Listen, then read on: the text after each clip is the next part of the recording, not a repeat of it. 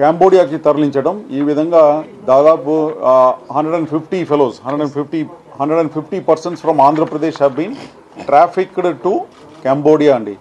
కాంబోడియాలో తీసుకువెళ్ళేసి వీళ్ళ ద్వారా అక్కడ మన వేరియస్ ఆన్లైన్ స్కామ్స్ ఏదైతే ఉందో అదంతా కూడా బలవంతంగా వీళ్ళని ఒక రూమ్లో కూర్చోపెట్టేసి వాళ్ళకి భోజనాలు ఇవ్వకుండా ఈ విధంగా వాళ్ళ మీద ఒత్తిడి తీసుకొచ్చేసి వాళ్ళ ద్వారా ఇండియాలో స్కామ్స్ నడిపించటం. ఇండియాలో ఆన్లైన్ స్కామ్స్, డిఫరెంట్ స్కామ్స్ ఏదైతే ఉందో like job scam, online FedEx scam ఉంది, ఫెడెక్స్ కొరియర్ స్కామ్ మీ అందరికీ తెలిసిన విషయమే.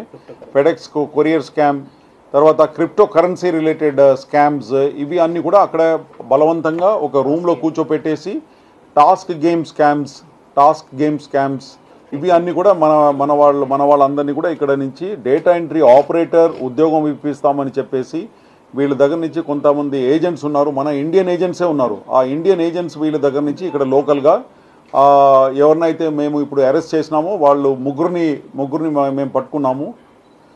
వాళ్ళు వీళ్ళ దగ్గర నుంచి అన్ఎంప్లాయిడ్ యూత్ దగ్గర నుంచి 1.5 lakhs చొప్పున కలెక్ట్ చేసుకొని తర్వాత 1.5 lakhsలో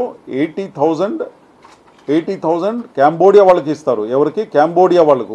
వీళ్ళకు మన దగ్గర నుంచి వెళ్ళే వాళ్ళకు పాస్పోర్టు, తర్వాత అక్కడ అకామిడేషన్ అండ్ వీసా ఫీస్ ఇదంతా కట్టాలి. కాబట్టి వాళ్ళు ఈయన దగ్గర నుంచి మన దగ్గర నుంచి మన పంపిస్తున్న మనిషి దగ్గర నుంచి 1.5 lakhs వసూలు చేస్తారు.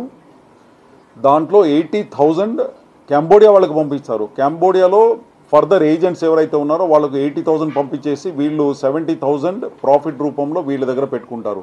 ఆ విధంగా ఉన్న ముగ్గురు ఏజెంట్స్ ఎవరైతే దాదాపు 150 అన్ఎంప్లాయిడ్ యూత్ని ఎవరిని అయితే ఇక్కడి నుంచి పంపించారో వాళ్ళ ముగ్గురు కూడా ఈరోజు అరెస్ట్ చేయడం జరిగింది. వీళ్ళందరి మీద కూడా హ్యూమన్ ట్రాఫికింగ్ యాక్ట్ కింద కేసు, తర్వాత ఎక్స్టార్షన్, రాంగ్ఫుల్ కన్ఫైన్మెంట్ ఈ సెక్షన్స్ కింద, క్రిమినల్ కాన్స్పిరసీ ఆల్సో ఈ సెక్షన్స్ కింద వీళ్ళ మీద